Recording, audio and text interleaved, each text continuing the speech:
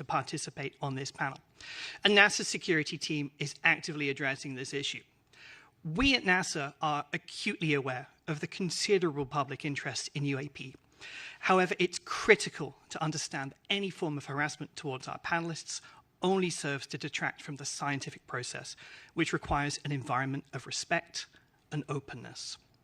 Now, every member of our team is a recognized authority in their respective field, and they have our unequivocal support.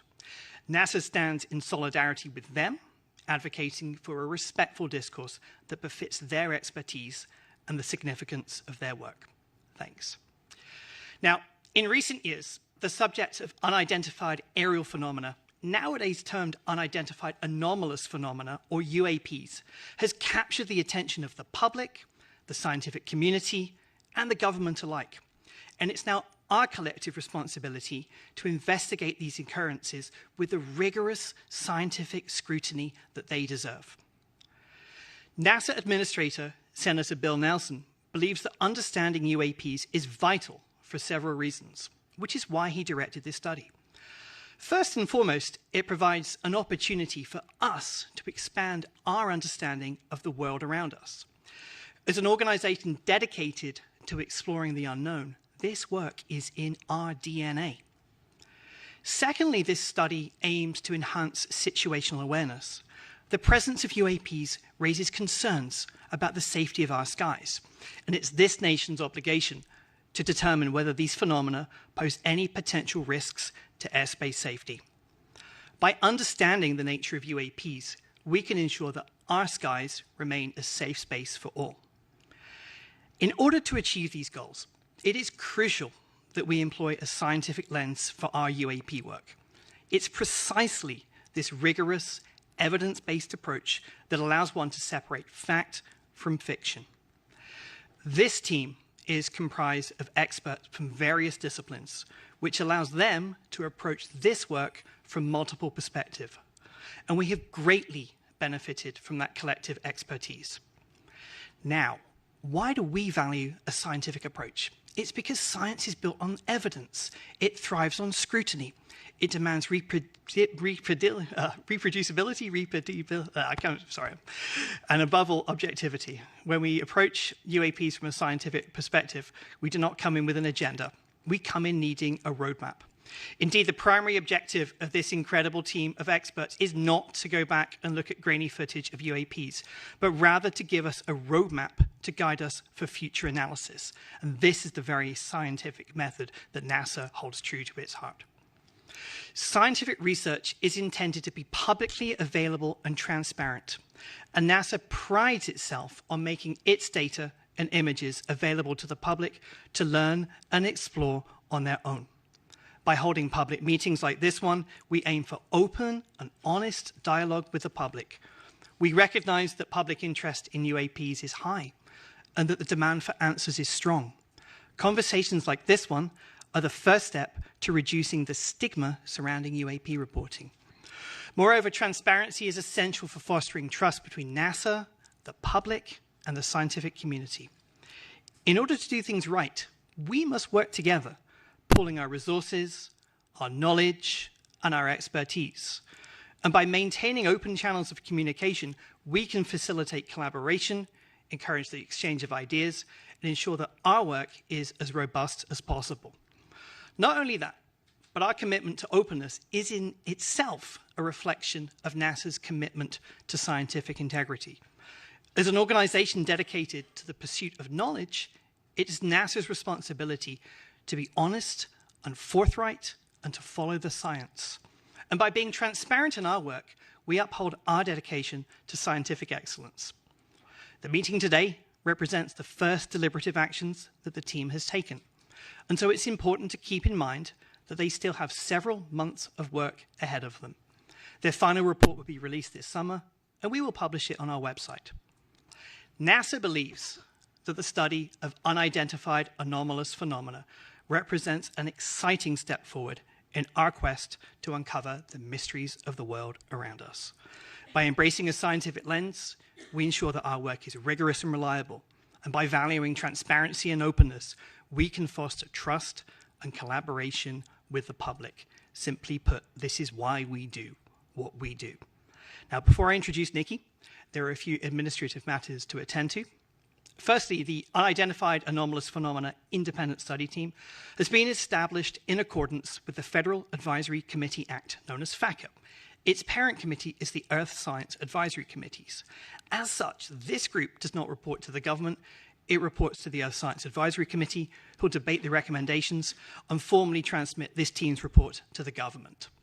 Next, our deliberative committee meetings, such as this one, are open to the public.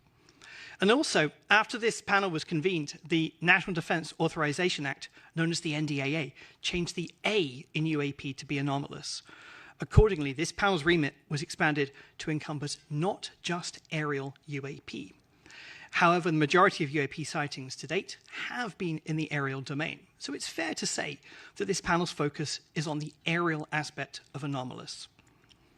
Now, in compliance with the FACA federal statute, formal minutes have been taken throughout the meeting today, and these meetings and these minutes are for the public record, and hence all presentations and discussions and comments by the committee members should be considered to be on the record.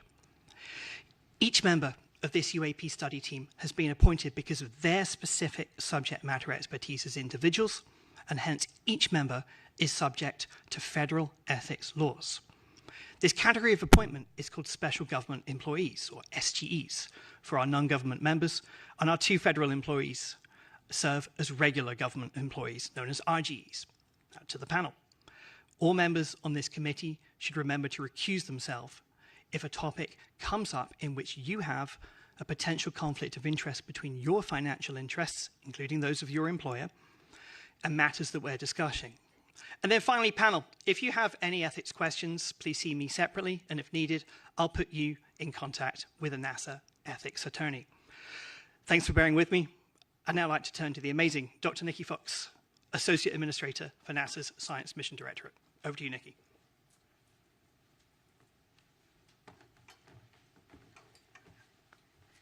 Thank you, Dan, and thank you to all the members of NASA's UAP Independent Study Team. Your selfless dedication to the pursuit of knowledge is just so commendable. And I want to thank you, the audience, for tuning in today to watch our first deliberative meeting of NASA's Independent Study Team on evaluating and categorizing unidentified anomalous phenomena. Before I begin, though, I really do want to double down on Dan's words, that it is really disheartening to hear of the harassment that our panelists have faced online, all because they're studying this topic. NASA stands behind our panelists, and we do not tolerate abuse. Harassment only leads to further stigmatization of the UAP field, significantly hindering the scientific progress and discouraging others to study this important subject matter. Your harassment also obstructs the public's right to knowledge. Our panelists are leading experts in the scientific, aeronautics, and data analytics communities. We are very lucky to have them on board to share their invaluable insights to inform NASA on what possible data could be collected in the future and how it can be collected to help us better understand the nature of UAP. The UAP Independent Study was commissioned to create a roadmap on how to use the tools of science to evaluate and categorize the nature of UAPs going forward. This roadmap, of course, will help the federal government obtain usable data to explain the nature of future UAPs. Transparency, openness, and scientific integrity are pinnacle to NASA's mission. They're at the forefront of this public meeting and have been throughout the team's 7 months on this study. As Dan noted, this is a working meeting, and so the public will have the incredible opportunity to witness the process of science in action. At NASA, we lead the world in exploration and are committed to rigorous scientific inquiry. The nature of science is to better understand the unknown, and to do that, our scientists need data. Right now, there is very limited number of high-quality observations and data curation of UAP. The existing data available from eyewitness reports are often muddled and cannot provide conclusive evidence that supports UAP recognition and analysis. Additionally, an object's background can complicate the data further and render it unusable due to conventional objects that can mimic or overshadow the phenomena completely, such as commercial aircraft, military equipment, the weather, and ionospheric phenomena like auroras. This lack of high-quality data make it impossible to draw scientific conclusions on the nature of UAP.